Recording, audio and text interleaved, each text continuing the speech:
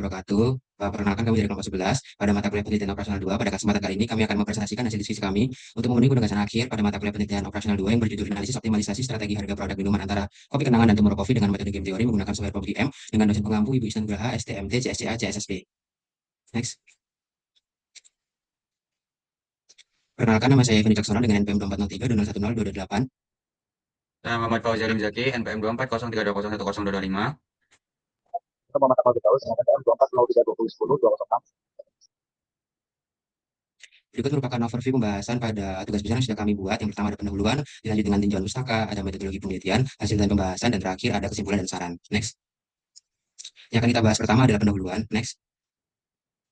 Pertama adalah latar belakang dari tugas besar yang sudah kita buat atau yang sudah kami buat, di mana perkembangan industri coffee shop di Indonesia semakin pesat seiring meningkatnya budaya konsumsi kopi dan aktivitas in-out yang menjadi bagian dari gaya hidup masyarakat, khususnya generasi muda. Selain itu, perkembangan teknologi digital turut mendorong perusahaan memanfaatkan berbagai strategi promosi seperti cashback, voucher TikTok, bundling, kolaborasi, dan juga e-wallet untuk menarik minat konsumen. Dalam persaingan tersebut, Kopi Kenangan dan Tomorrow Coffee menggunakan berbagai strategi promosi harga yang memiliki tingkat efektivitas yang berbeda-beda. Oleh karena itu, perusahaan perlu menentukan strategi yang paling optimal untuk menentukan daya saing, meminimalkan kerugian, dan memaksimalkan keuntungan. Penelitian ini menggunakan metode game teori dengan bantuan software PubGM untuk menentukan strategi promosi harga yang paling optimal berdasarkan data dari 150 responden. Next. Dari latar belakang yang sudah ada dapat dirumuskan rumus masalah sebanyak 3 poin. Yang pertama, bagaimana hasil analisis persaingan strategi promosi harga antara Kopi Kenangan dan Tomorrow Coffee menggunakan metode game teori. Yang kedua, bagaimana penerapan metode game teori dengan penyelesaian metode simplex menggunakan software PubGM dalam pengolahan data strategi promosi harga antara Kopi Kenangan dan Tomorrow Coffee. Dan yang ketiga, strategi promosi harga apa yang paling optimal antara cashback, bundling, voucher TikTok, kolaborasi hingga e-wallet dalam upaya meminimalisir kerugian dan memaksimalkan keuntungan perusahaan berdasarkan hasil pengolahan data responden. Adapun tujuan dari penelitian tugas besar ini yang pertama, untuk menganalisis persaingan strategi promosi harga antara Kopi Kenangan dan Tomorrow Coffee menggunakan metode game teori. Lalu yang kedua, untuk mengimplementasikan metode game teori dengan penyelesaian metode simplex menggunakan software PubGM dalam pengolahan data strategi promosi harga antara Kopi Kenangan dan juga Tomorrow Coffee. Dan yang ketiga, menentukan strategi promosi harga yang paling optimal antara cashback, bundling, voucher TikTok, kolaborasi hingga e-wallet dalam upaya meminimalisir kerugian dan memaksimalkan keuntungan perusahaan berdasarkan hasil pengolahan data responden. Next.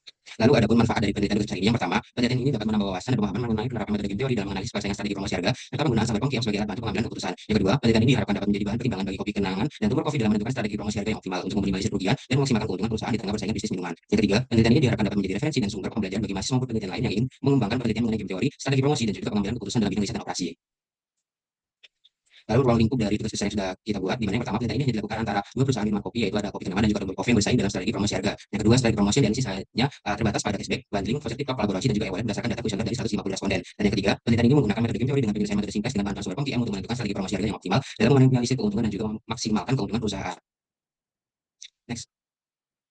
Lalu ada asumsi yang kita gunakan pada tugas besar kali ini. Yang pertama, Kopi Kenangan dan juga Tomorrow Coffee diasumsikan sebagai perusahaan yang saling bersaing dan juga memiliki tujuan untuk meminimalisir kerugian serta memaksimalkan keuntungan melalui strategi promosi harga. Yang kedua, data kuesioner yang diperoleh dari 150 responden diasumsikan valid, objektif, dan juga dapat mewakili referensi konsumen terhadap strategi promosi yang diteliti. Yang ketiga, analisis strategi promosi harga dalam penelitian ini diasumsikan dapat diselesaikan menggunakan metode game teori dengan penyelesaian metode simplex dengan menggunakan bantuan software PubGM untuk memperoleh strategi optimal bagi masing-masing perusahaan. Oke, kemudian masuk ke kedua yaitu tinjauan pustaka.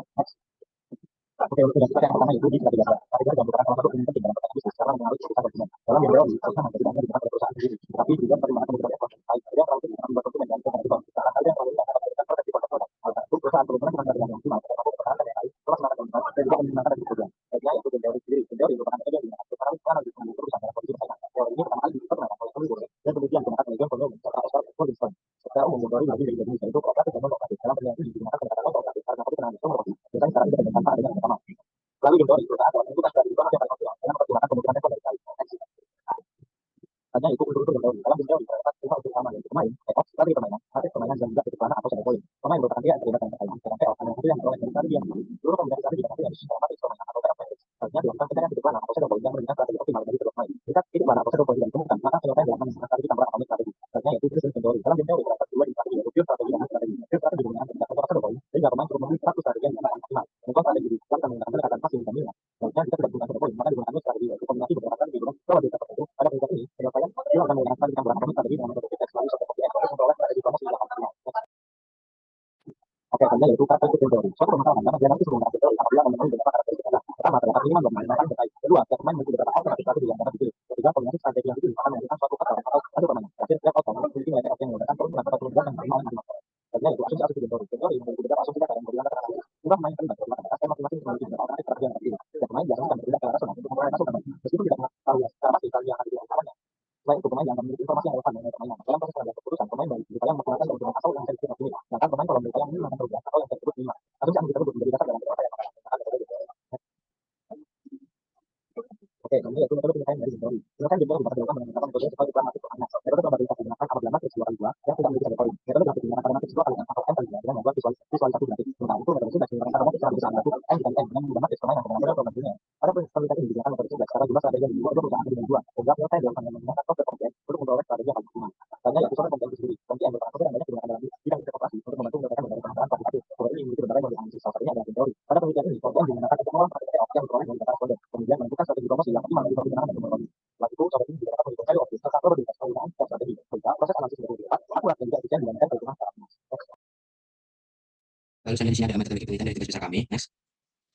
Waktu dan tempat penelitian yang pertama, penelitian ini dilaksanakan pada tanggal 23 Mei 2026, di mana proses pengumpulan data dilakukan secara daring melalui penyebaran kuesioner kepada responden. Materi pengumpulan data secara online dipilih untuk memudahkan proses penyebaran dan memperoleh data yang sesuai dengan kebutuhan penelitian. Data yang terkumpul selanjutnya diolah dan dianalisis untuk menjawab tujuan dari penelitian. Lalu jenis penelitian, di mana penelitian ini merupakan penelitian kuantitatif yang bertujuan untuk memperoleh data numerik yang dapat diolah dan dianalisis secara sistematis. Data penelitian diperoleh dari cara dengan melalui penyebaran kuesioner kepada responden untuk mengetahui preferensi konsumen terhadap strategi yang dilakukan oleh Kopi Kenangan dan juga Tomor Coffee. Data yang terkumpul kemudian diolah menjadi matriks payoff dan dianalisis menggunakan metode game teori menggunakan bantuan software POM-VM. Hasil analisis tersebut digunakan untuk menentukan strategi yang optimal dalam menghadapi persaingan antar perusahaan antara Kopi Kenangan dan juga Tomor Coffee.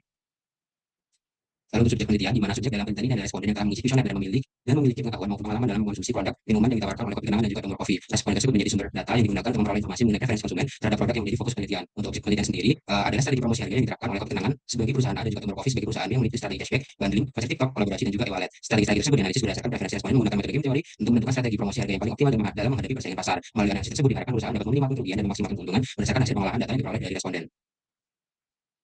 Lalu identifikasi variabel, di mana identifikasi variabel ini dibagi menjadi dua, yaitu variabel bebas atau independen variabel yang dapat dikatakan variabel yang mempengaruhi atau menjadi penyebab dari variabel lain. Lalu ada variabel terikat atau independen variabel adalah variabel yang dipengaruhi atau menjadi akibat dari adanya variabel bebas. Lalu variabel bebas atau independen variabel dari penelitian tugas besar yang sudah kami buat, yaitu strategi promosi harga yang diterapkan oleh Kopi Kenangan dan juga Tomor Coffee, di mana strategi promosi harga tersebut meliputi cashback, bundling, voucher TikTok, kolaborasi dan juga e-wallet. Lalu untuk variabel terikat sendiri itu ada preferensi konsumen terhadap strategi promosi harga yang diterapkan oleh kedua perusahaan. Lalu ada data diperoleh melalui penyebaran kuesioner kepada responden, dan terakhir digunakan sebagai dasar penyusunan materi payoff dalam analisis game teori. Lalu untuk pengumpulan data, di mana pengumpulan data dilakukan melalui penyebaran kuesioner secara daring atau online kepada responden. Data yang diperoleh digunakan sebagai dasar dalam penyusunan matriks payoff dan juga dianalisis menggunakan metode game teori. Adapun data yang dikumpulkan dalam penelitian ini yang pertama ada jumlah pemain, lalu data strategi permainan, data penilaian responden terhadap setiap strategi, data rata-rata atau hasil kuesioner dan juga data payoff permainan. Lalu untuk pengolahan data dilakukan menggunakan atau melalui pengumpulan data kuesioner yang kemudian diuji validitas dan juga reliabilitasnya. Data yang telah memenuhi kriteria selanjutnya dihitung nilai ratanya untuk menyusun matriks payoff sebagai dasar analisis game teori. Matriks tersebut diselesaikan menggunakan metode simplex dengan bantuan software POM-VM untuk menentukan strategi promosi harga yang paling optimal bagi Kopi Kenangan dan juga Tomor Coffee. Hasilnya dianalisis untuk mengidentifikasi strategi promosi yang paling efektif dan juga kompetitif. Lalu ini merupakan flowchart tugas besar dari yang kita rancang antara Kopi Kenangan dan juga Tomor Coffee, di mana diawali dengan mulai, di mana mulai ini merupakan tahapan awal dari penelitian yang sudah kita buat untuk menentukan arah, ruang lingkup maupun tujuan dari penelitian yang sudah kita bikin. Lalu ada studi literatur, di mana studi literatur ini digunakan untuk mengumpulkan teori, konsep dan juga referensi dari buku maupun jurnal serta penelitian terdahulu yang relevan tentang game teori serta strategi promosi harga. Lalu untuk tujuan studi lapangan sendiri itu kita melakukan observasi langsung pada Kopi Kenangan dan juga Tomor Coffee untuk memperoleh data produk serta strategi promosi harga yang ditentukan oleh kedua belah pihak. Lalu ada rumusan masalah, di mana pada rumusan masalah di sini kita menentukan permasalahan penelitian yang terkait strategi promosi harga serta strategi paling optimal berdasarkan metode game teori antara Kopi Kenangan dan juga Tomor Coffee. Lalu untuk tujuan penelitian itu di sini kita menentukan tujuan penelitian dengan menganalisis persaingan strategi promosi harga untuk memperoleh strategi yang optimal bagi masing-masing perusahaan. Lalu untuk identifikasi variabel operasional, kita pakai dua yang sudah kita jelaskan tadi, yaitu variabel bebas mengenai strategi promosi harga dan juga variabel terikat mengenai preferensi konsumen. Lalu untuk pengumpulan data, itu kita menggunakan data melalui penyebaran kuesioner yang sudah tersebar dengan hasil kita mendapatkan 150 responden yang nantinya digunakan sebagai dasar penyusunan matriks payoff. Lalu ada uji validasi terlebih dahulu atau valid. Nah, itu untuk menguji ketepatan instrumen penelitian menggunakan software SPSS terlebih dahulu, di mana uji validasi ini untuk memastikan bahwa setiap item pertanyaan maupun variabel yang telah diteliti. Lalu ada uji reliabilitas, di mana uji reliabilitas ini itu untuk menguji konsistensi instrumen penelitian menggunakan prospek alpha agar data yang diperoleh itu dapat dipercaya. Lalu ada pengolahan data menggunakan metode game teori dari matriks payoff yang sudah dibikin atau dibuat berdasarkan responden yang sudah mengisi. Lalu ada hasil pembahasan, di mana pembahasan ini menjanjikan atau menyajikan analisis serta membahas strategi promosi harga antara kedua belah pihak. Lalu ada kesimpulan saran, di mana menarik kesimpulan penelitian dan juga memberikan rekomendasi bagi perusahaan maupun penelitian selanjutnya, dan ditutup dengan selesai, di mana selesai ini merupakan tahap akhir dari seluruh proses penelitian atau tugas besar yang sudah kita buat. Next.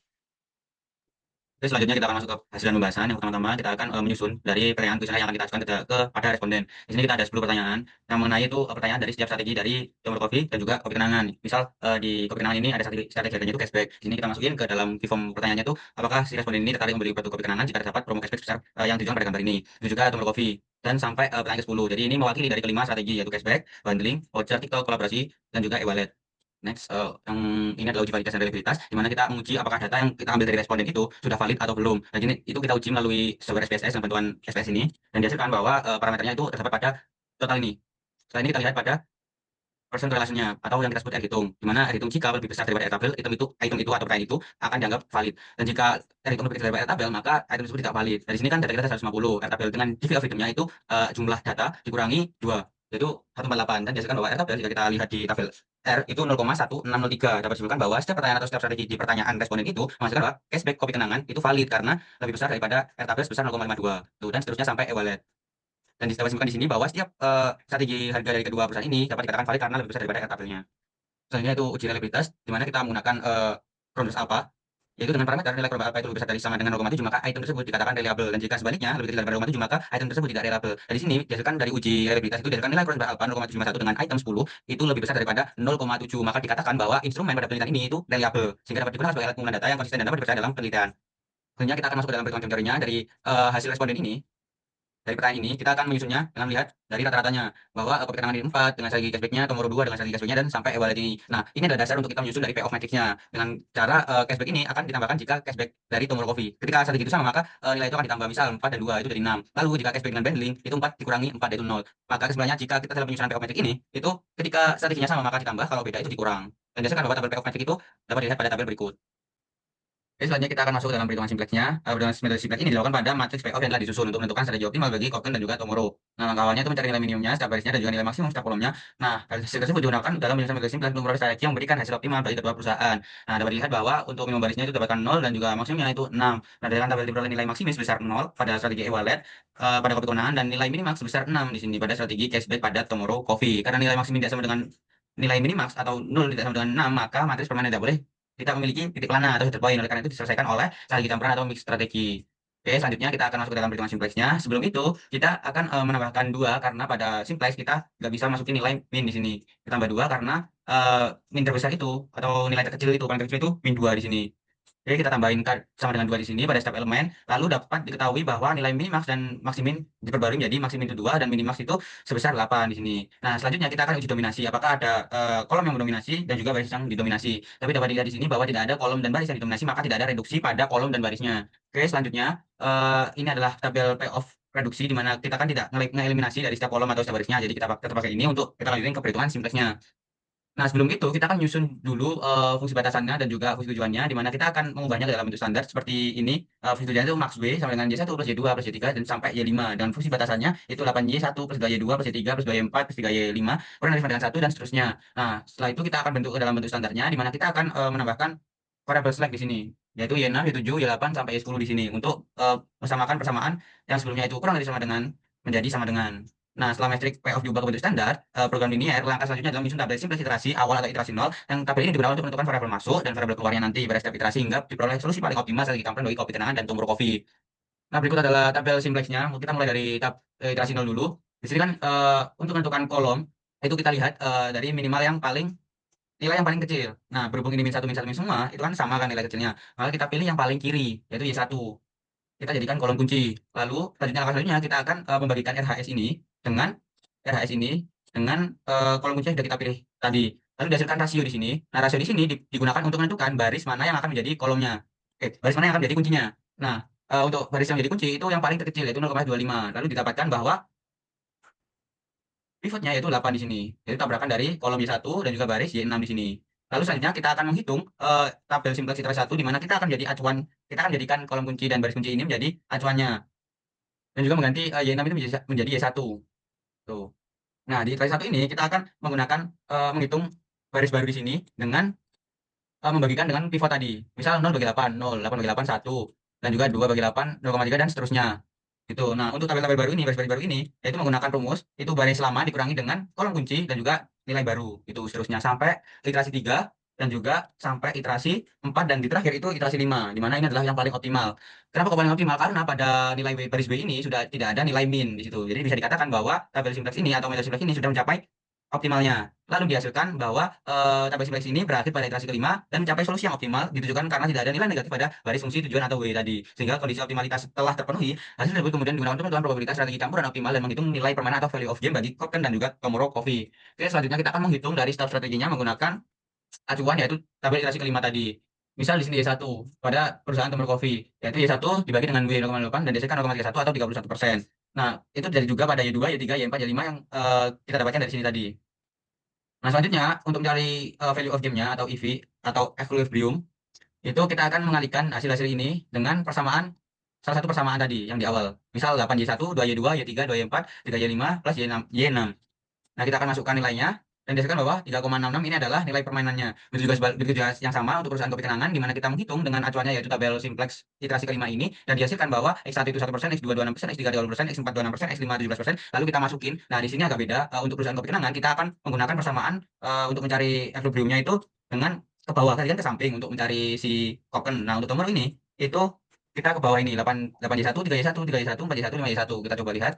Nah, kita cocokkan 83345, dan ini untuk menghitung nilai equilibriumnya pada perusahaan kopi kenangan. Disebutkan bahwa EV-nya itu sama dengan 3,66. Jadi sama ya, EV dari Tomorrow Coffee dan juga Koken itu 3,66. Maka pada analisis pada Tomorrow Coffee, strategi optimal dari cashback sebesar 31% banding 28%, voucher itu 22%, kolaborasi 15%, dan EWA dari 4%. Nah, seperti menghasilkan nilai permainan atau value of game sebesar 3,66, sehingga Tomorrow Coffee mampu meminimalkan kerugian dari nilai minimal sebesar 8 menjadi 3,66. Jadi di sini Tomorrow Coffee dapat meminimalkan kerugiannya yang awalnya itu 8 menjadi 3,66. Sementara itu pada kopi kenangan, strategi optimal terdiri dari cashback sebesar 1% banding 26%, voucher TikTok 30%, kolaborasi 26%, dan EWA 17%. Nah, nilai permainan juga diperoleh sebesar 3,66 yang menunjukkan bahwa kopi kenangan mampu memaksimalkan keuntungan dari nilai maksimin 2 menjadi 3,66.